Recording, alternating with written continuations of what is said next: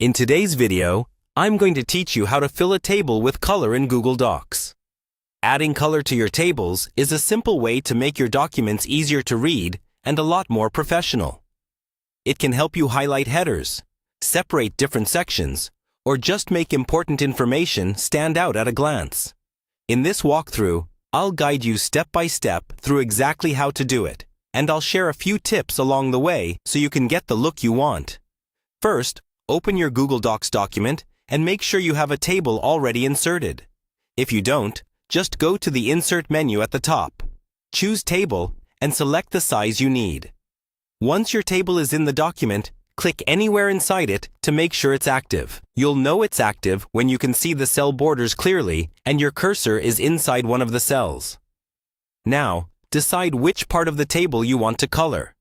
You can color a single cell, an entire row, a column, or the whole table. To select a single cell, simply click inside it.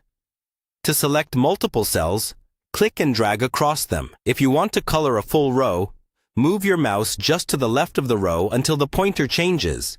Then click to select that row. For a full column, move to the top of the column and click when the pointer changes there.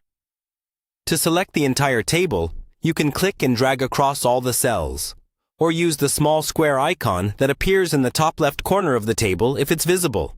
With your cells selected, look at the toolbar at the top of the screen. You're looking for the table properties or table color options.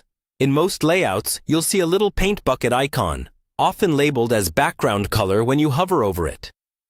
Click that icon and a color palette will open. From here, choose the color you want to apply to your selected cells. As soon as you click a color, you'll see the background of those cells change right away. If the color is too bright or too dark, you can always click the paint bucket again and choose a different shade, or select a custom color if that option is available. You can repeat this process for other rows or columns, like using one color for header rows and a lighter shade for the data underneath. When you're done, simply click anywhere outside the table to continue editing your document.